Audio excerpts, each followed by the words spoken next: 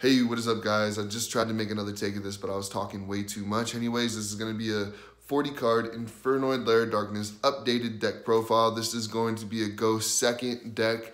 This deck is so much better going second, and I've just recently realized that playing a lot last night, I felt like a lot of my opening hands, like I just wasn't getting what I needed. I've talked to another player who wants to play this deck as well. He just couldn't get the ratios right, and he couldn't figure out how to make this deck consistent enough to where it wouldn't get shit on. Well, I think going second is the answer to that question. I played the other night as well. I played at locals, and I was just testing at locals. I didn't play in the tournament. I played a Shadol Dino player. He stomped me. The first game was really good, by the way. I tried to upload it, didn't load. So played Shadol Dino, lost.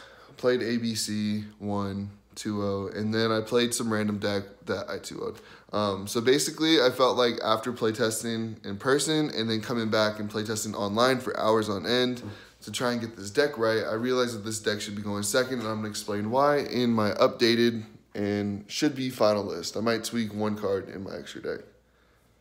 Just like one. Alright, so just like last time, we're running 2 Anuku and 2 Deviati. 2 the big daddy, big mama, big brother, big sister, whatever you want to look at it as. These two, the first one is the monster wipe with the spell and trap negation, then the spell and trap wipe with the monster negation. I just think it's really cool how they have that set up. And then next I got my 3 Decatron. I don't know how much explaining I need to do about Decatron, but he is your starter. He is the best Infernoid because he can beat any Infernoid. And he gains their level, and he's also a tuner, so he can help you out with your synchro plays. Next I run 2 of the babies, 2 Harmadic, 2 Patrulia. No more, no less. I don't think it's needed. If you want to run more Infernoids, you go right ahead. But I think that this is a perfect like ratio build altogether. So I suggest you guys, whoever's watching, try this out. 1 Sajet and 2 Saitamas. Now you can add an Atondel. That's something that I don't have and that I would find space for. If you have an Atondel, go ahead and try and add him in. Otherwise, this ratio I feel like is perfect. I don't think I need to explain their effects too much because if you're watching this video, I feel like you know what they do. If not, go ahead and test them, look them up, and you'll see what I'm talking about. Next, you got your 3 Arima, your Field Searcher, your Diabolo Searcher, your Tribute itself, and draw 1. This card's too good not to run at 3, so I run it at 3. Plus he replaces Terraforming. I run 1 Diabolos. Diabolos, we all know what he does. He can't be tributed, he can't be targeted by monster effects. So he can't be Kaiju'd, which is fantastic, and he can't be used with the other Lair Darkness, like if you're in a Lair Darkness mirror match. He also can tribute a dark monster on the field to make your opponent put 1 card from their hand on the top of the deck or the bottom of the deck. And he also can be specialed from your hand when a dark monster is tributed, whether he was in your hand at the time or he was being searched, which I think is absolutely insane. So those are the only Lair Darkness monsters. I cut Lilith completely. I felt like she wasn't absolutely necessary. I felt like she was actually taking up more space, and so were the traps. So I went ahead and I took them out, and I left 3 of Arima and 1 Diabolos. Next, I'm running the 3 Psyframe, Gear Gamma, to make it a go in second, and a Proxy Driver because I can't find a driver right now. So this is what really helps going second. Like, I can go ahead, I can set up my Lair Darkness without being scared. I can go ahead and put my field spell up without having to drop a monster or anything like that. And I can go ahead and go with my spells without worrying about negation, because if they mess with me, I'm dropping a Gamma because I'm most likely going to have this in my hand. And that's going to help me go into an Omega, or it's going to help me go into a Bills if the field spell's up, or I can just disrupt my opponent on their turn. Most of the time I want to use it on mine because I don't want to lose my my cards like a driver when I have 2 more of these in the deck. So that's it for my monsters. Next, we run the 3 field spell, Lair of Darkness. This field spell is awesome. I love field spell decks. This one, once per turn, lets me use an opponent's monsters if I controlled it, if I'm using it to activate the effect of a dark monster. So basically to pay the cost of a tribute. And all cards on the field become dark. This is also why this deck is a go second deck, Void Imagination. So I was so stuck on the idea that Void Feast was the end all be all of the deck. It's like, you know, you got the Lair of Dark field spell, you want to get out a double Void Feast with 5 monsters on the board and abuse the field spell. But in all reality, this has been here since the beginning. This card right here is absolutely amazing, allowing you to use cards in your hand and Infernoids from the deck to go ahead and make a fusion Infernoid from the extra deck. It's too good to be able to activate a Void Imagination, dump at least 6 Infernoids to the grave, bring out a Tiara, and then Tiara is going to dump the 3 Natus, Elder, Entity, or whatever. That's going to pop 3 cards, and then you're going to mill 3 cards.